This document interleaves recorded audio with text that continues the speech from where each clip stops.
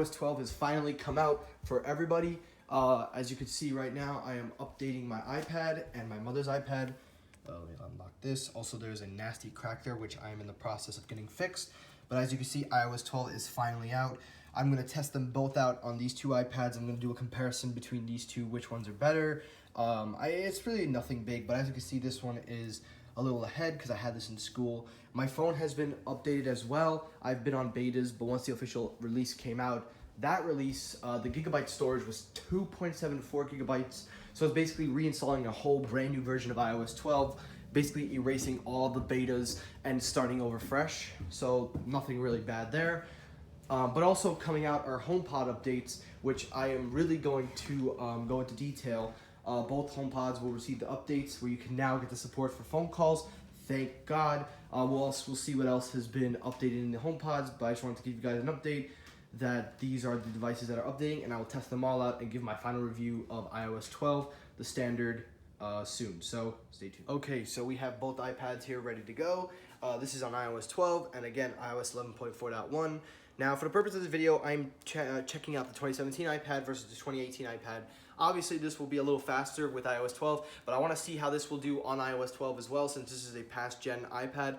And also, if I had two 2018 iPads, it would be a more favorable comparison. But for the purpose of this video, I want to see how iOS 12 software holds up, and then we'll do it for this one as well with the hardware. But first of all, let's start off with Touch ID. Now, I programmed both my fingerprints into it, so let's get it going in 3, 2, 1. All right, let's try it again. And iOS 12 boots up right away. So, first off, iOS 12 is much more snappier, and also I found something very interesting. The control center is right here at the top, so just pointing that out, just making sure everything is cleared up, no RAM is used. Okay. So first we're going to start with the settings app. We're going to load them both up and see which one loads faster. In 3, 2, 1, and iOS 12 wins. All right, next up, photos, 3, 2, 1, and iOS 12 wins. And also I have something to hit the continue button. Okay, let's exit out. Okay, next up, the camera app, 3, 2, 1. That was a very dumb comparison, but okay. Let's flip the cameras over. Maybe that'll help out. Let's try that again. 3, 2, 1. And iOS 12 loads up faster. So that's 3 for 3. Next up, YouTube. 3, 2, 1. And already, iOS 12 loaded it up. As you can see, this is still loading. Okay then. Next up, the Calendars app. 3, 2, 1. iOS 12 again. Now, Contacts, 3, 2, 1. iOS 12. The Clocks app, 3, 2, 1. iOS 12. Obviously, you can see iOS 12 is much more faster and responsive with also the tech that's in here as well. Some of these apps have not come out yet, so I can't touch them yet. So let's do the App Store. App Store, 3, 2, 1. And iOS 12 takes that. Next up, the iTunes Store, 3, 2, 1. And iOS 12 again. So iOS 12 has already proven that it is much faster and responsive. And this iPad is obviously still a little slow. So obviously by the updates, these are just apps. So you can't go off just apps alone. You got to also go by, the iPad model that we're using and also how it's being implemented. So also, let's take a look at the app switcher real fast. For the iPad, you just navigate, you could swipe, which is a very, very good feature. But let's clear back the RAM again. Let's clear everything out. And now what we'll do is we'll retest the iPad one more time, but this time we'll test it with iOS 12 on this iPad. So let's wait for it to update, and I'll be back in a flash. So while we wait for this iPad to go to iOS 12, I just did a benchmark test on the CPU performance, and so far, they're pretty reasonable performances from the A10 Fusion chip on iOS 12. For a single core score, you have 3,540, and multi-core you get 6,043, which is pretty good for a budget iPad. I think it's only 4,000 short of the A10X Fusion and the A11 Bionic, so for performance for an iPad like this, it really isn't bad at all. If anything, the performance is really good. So that was just that. I just wanted to throw that in there. And also, the swiping animation feels a little more faster this time around.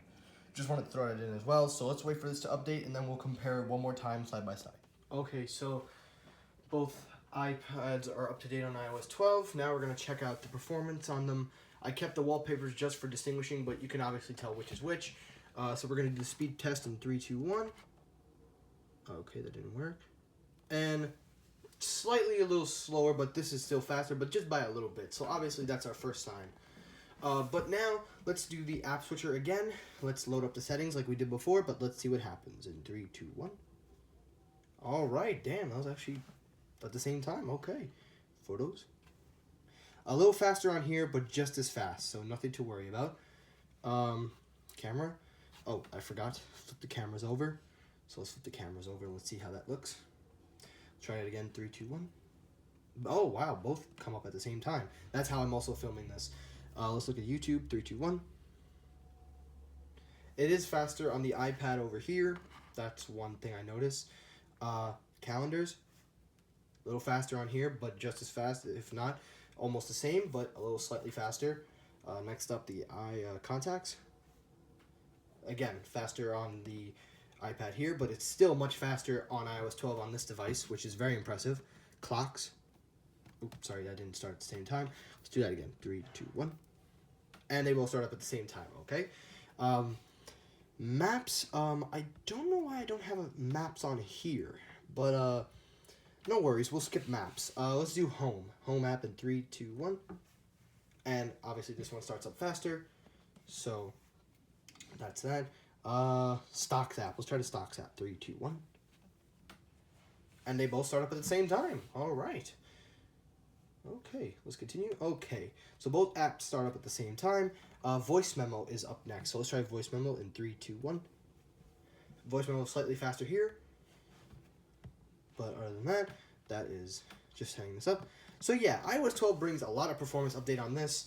In terms of features, they're really both the same iPad, but they're both really responsive, and you can see the difference just with iOS 12 versus 11.41 on this iPad.